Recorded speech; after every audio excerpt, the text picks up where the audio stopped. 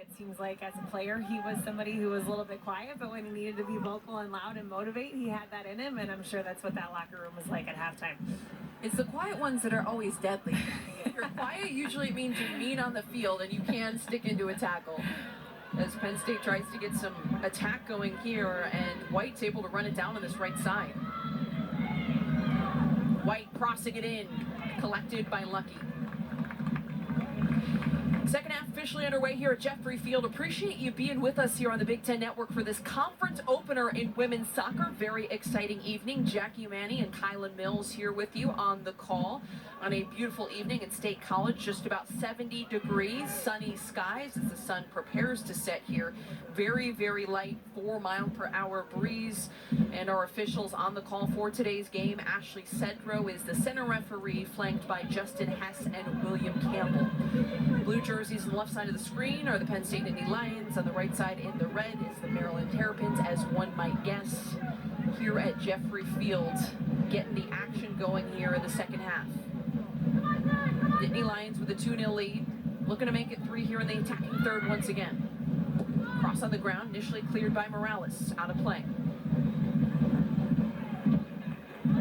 Penn State with a 2-0 lead. If you're just joining us, Amelia White and Aubrey Culpa, the 2 goal scorers from the first half of action, as Penn State really had the edge in the offensive statistics. 19-3 edge in shots, 4-0 in shots on frame.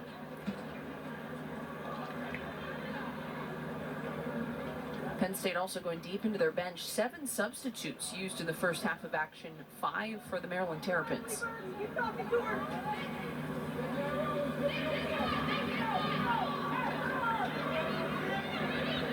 Rach.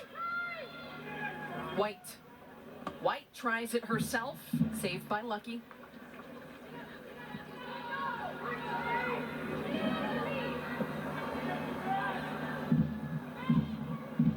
In terms of tactical adjustments for Penn State, Jackie, anything you think they need to do differently compared to the first half? I think, we talked about how much adrenaline you have on your first night game in conference play. I mean, the energy's high, and to be able to settle in and kind of calm yourself down and play to your strengths and play to whatever your game plan is can be difficult in those first 15 minutes. And I think that's kind of what Erica Dombach alluded to, is just the nerves and settling in and being smarter with your passes, protecting the ball. And I think I want to see them continue to attack those wide spaces. I think this game could show you a couple bit more goals, especially if you've got Aubrey Culpa coming at you on the left side. Speaking of, right on cue, the Nittany Lions make it 3. Caitlin McBean buries the cross, sent in by Aubrey Culpa. 3-0, Penn State on top.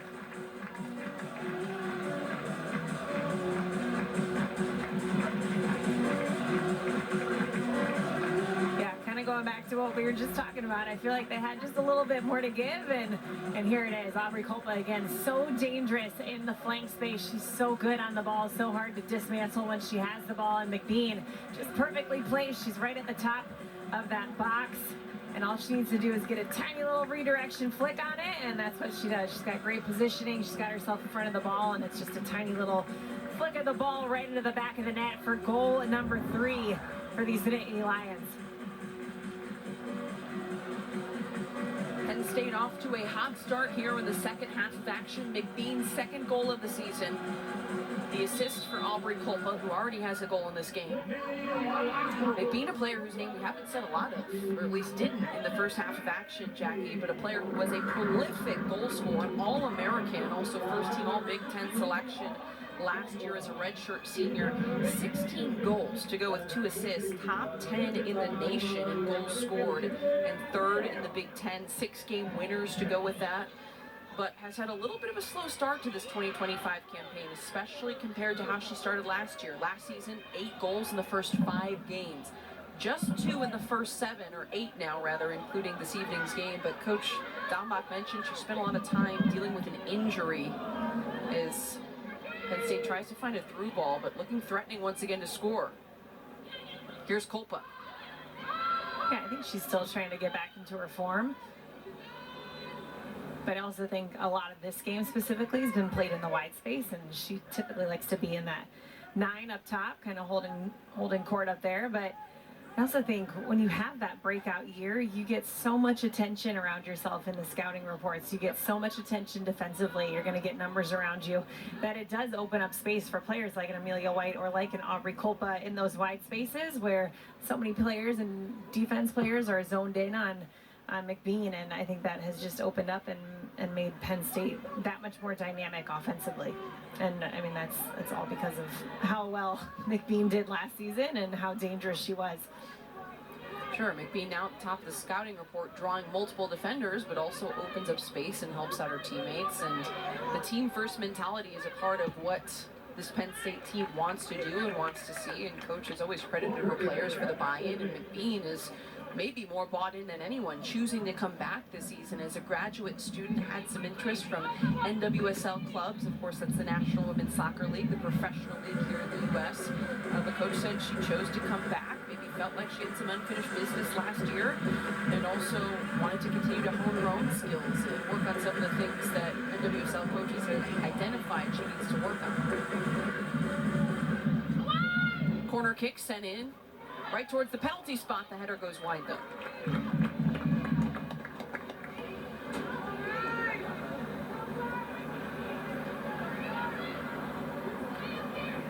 McBean still one of the leaders of this team, though, as that All-American and first team All-Big Ten selection last year. But coach mentioned she did spend some time hurt in the spring, so in addition to the factor of being at the top of the scouting report, it's always tough when you feel like you don't get a full off season, right? Absolutely, and especially with how much of a grind the college season can be and how big and how much of an input she had for this Penn State side all last year. I think she'll continue to just kind of find her footing and find her rhythm. And like we talked about, it's one thing to peak right now, but you want to be peaked at the end of the season, and that's when you want your full form to come out and be clicking. Speaking of full form and clicking, the Nittany Lions clicking on all cylinders. McBean with the brace. 4-0 Penn State. McBean with 2 goals to open up the second half.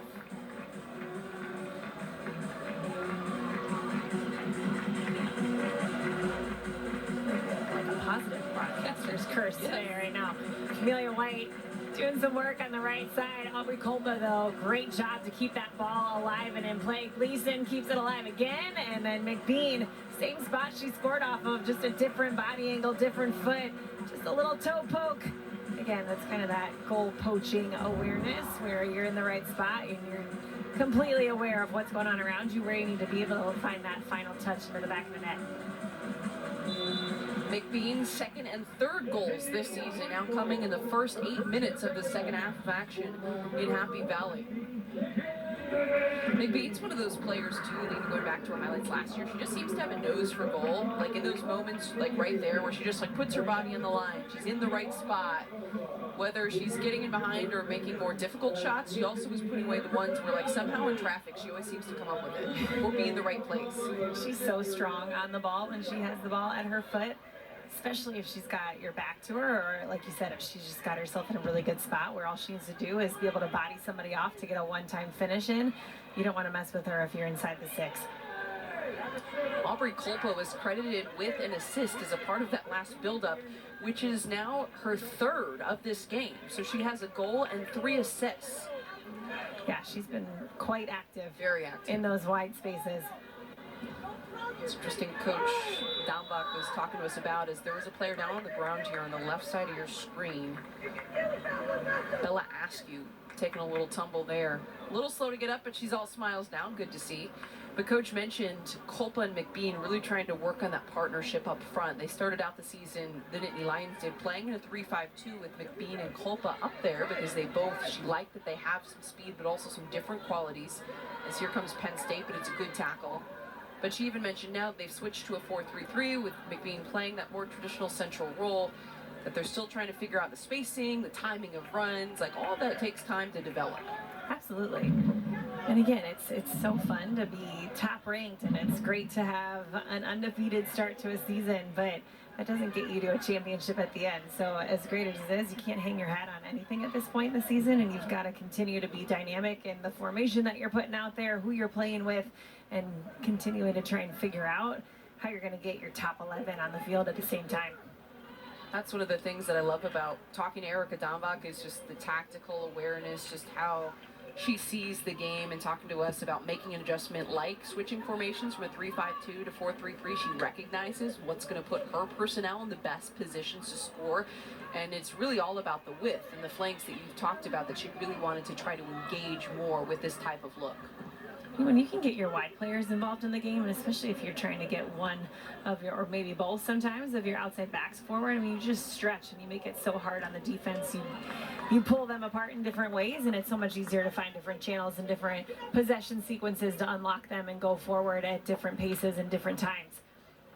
Penn State also has some really good and fast players in the wide channels as well. When I look at a White or a Culpa being able to be isolated 1v1 when they do get the ball wide, like, that's a scary situation for a defender with the skill set those two have. Yeah, and Amelia, you'll see her, she'll kind of come in and she'll cheat and she'll find the ball in different spaces. She's really good when she gets herself square to you and can go at you and get herself set.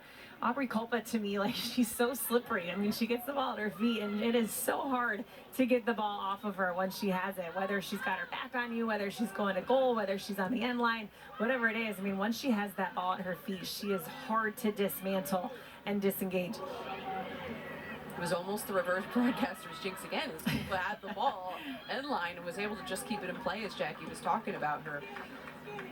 But a standout player here for the Nittany Lions, who has a goal and 3 assists to this point in this match alone. 7 goals on the season and now 4 assists as well. Here comes Culpa again. But yeah, you're right about White. You'll see her play inverted at times. She definitely floats a lot centrally, but again, she's just a player that I think when you isolate 1v1, as coaches talk to us about how much they feel confident in her attacking players on the dribble, like her and Culpa, I just think what a nightmare to be in a back line. As someone who used to play defensively, Jackie, at the 6, like, no thanks. Yeah. No, that's a handful to deal with, both those styles. And then you add in Caitlin McBean up top. Right. So as you pointed out, it takes a team, and if all 3 of those players can get involved in this attack, it's got to be a nightmare situation for a defense, figuring out where and who you got to step to.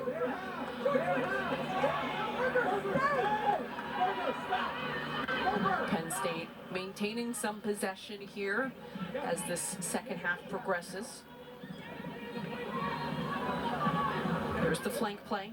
Berger plays it forward, but there is a whistle for the ball crossing over the end line.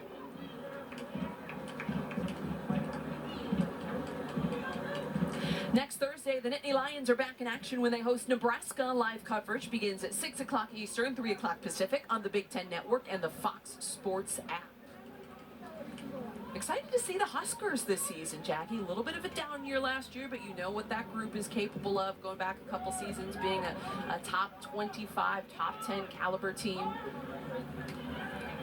Yeah, I mean, even when they're on a down year, they're always athletic. They're always dangerous in the wide spaces. They're always going to figure out a way, just under Walker, on how they can exploit you. Here comes Maryland, though, with an opportunity. Could this be it? But no, the shot just withers wide.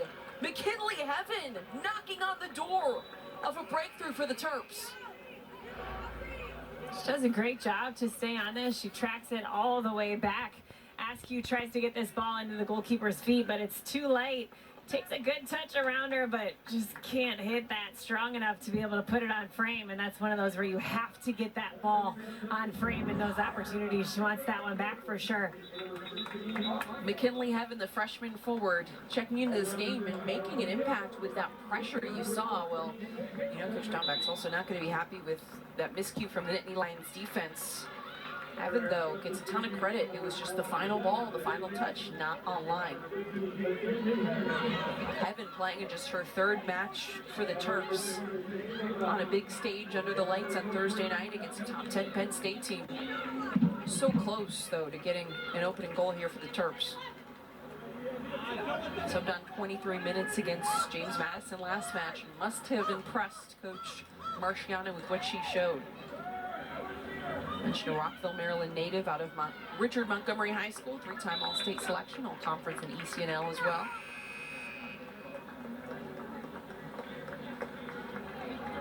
Those are the opportunities, though, that you'd imagine with just a little bit more experience, Maryland will start to turn the corner in terms of being able to convert. Absolutely, and I think with some time, you're going to see some players who are going to come back a little bit healthier and be able to fill some of these gaps. I mean, a lot of these players are, we talked about it, they're playing out of position right now. They're not in their natural position that they've grown up playing or what they're accustomed to, and that also takes time to be able to figure out and readjust your body, readjust your fitness levels also. I mean, there's so many pieces that go into being ready and being fit for your position.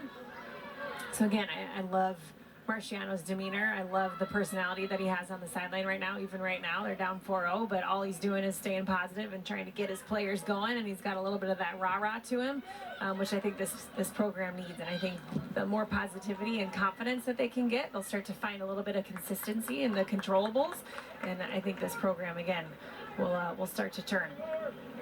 Couple substitutions made for both sides. Ava Morales came out. Emily Linhard came on for the Terps. Hannah Jordan checked in for Penn State, or came out rather for Penn State in place of Kaylin Wolf, who came on. And then Kennedy Ring subbed on for Molly Martin in that defensive midfield role. So both teams making some changes here in the first half of the second half of action in Happy Valley. Coach Marciano, you just saw the shot, though, as Jackie mentioned, staying engaged, staying intense, also trying to uplift his players here. As you just saw a moment ago, they could easily break through and score. I think you go off of your leader, and whether that's your captain or your coach or the assistant coaches, whoever it is, like, you go off of that vibe and that example that they set. And so if the captains can come together and also have that rah-rah mentality of you don't stop till the whistle blows, I don't care what the score is, we're gonna fight, we're gonna go down fighting, it'll pay dividends at some point. Good idea with this ball played down the right side. There you see the speed of Alyssa Abramson, who's able to get there first for the Terps. Mentioned it, a Kentucky transfer, also played 2 seasons prior at Syracuse, started all 18 matches as a sophomore, averaging more than 81 minutes per game, so bringing some experience to a lot of youth for this Terrapin squad. Coach mentioning she's been a great fit, able to play left back or center back. Also leads all their field players in minutes.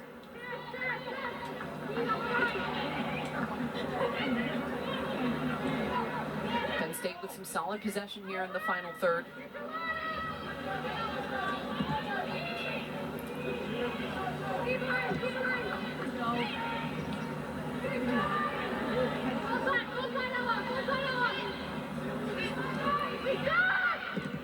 Ring.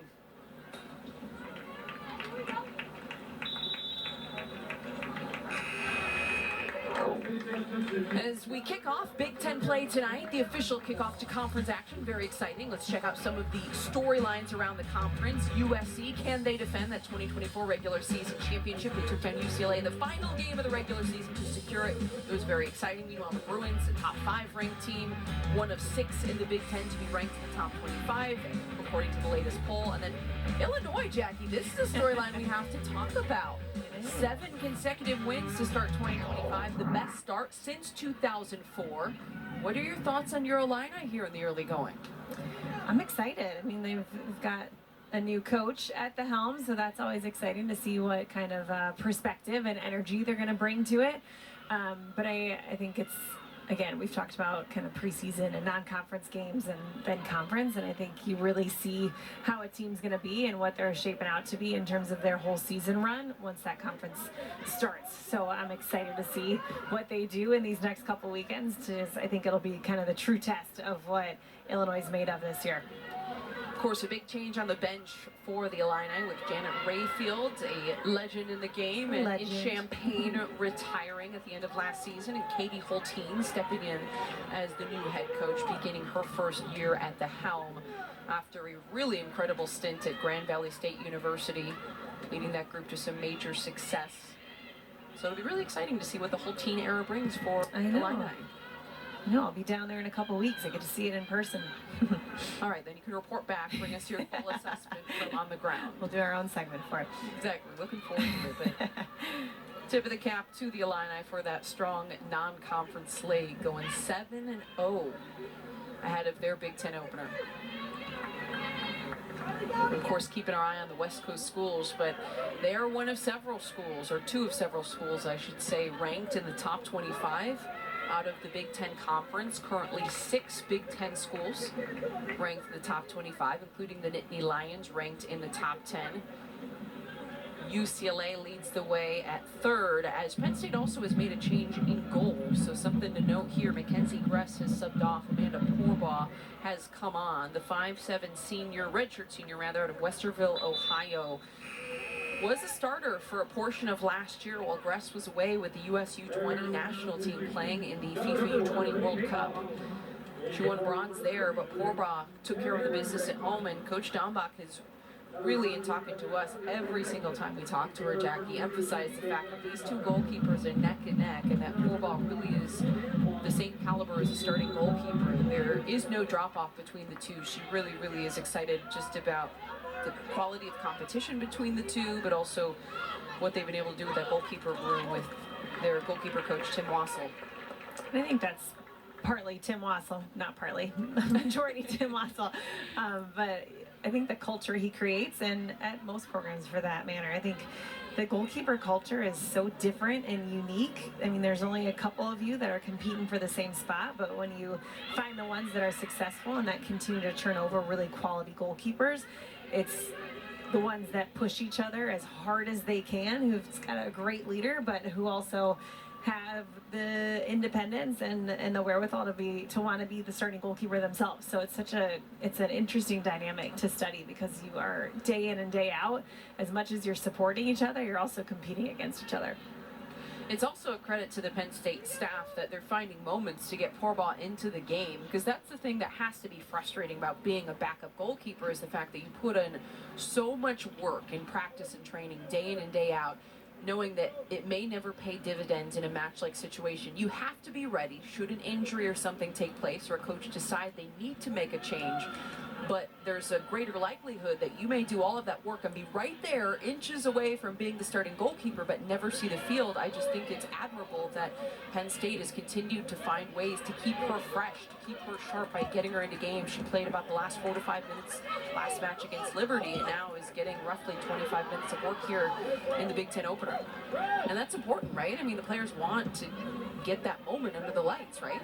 Absolutely. And not only that, I think your center backs and the back line, you've got to have a cohesive unit regardless of who's behind you. So any chance that you can shake things up but still hold the quality and the expectations are big time.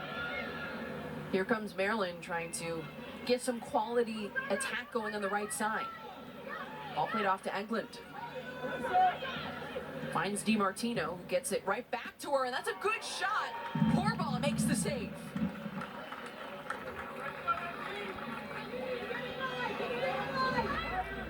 Porbaugh right away being contested. Well done by Maryland. It's a great shot. I think that was Kelsey Smith that fired that with her left. Right side now, Lily Berger, the redshirt freshman, bringing it up.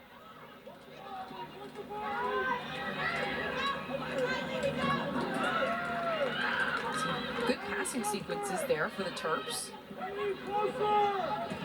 Here they go, working it up the field. Foul called right around midfield.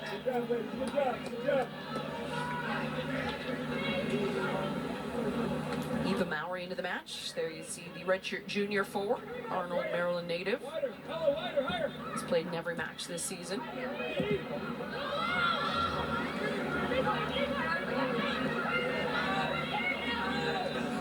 Berger in the corner.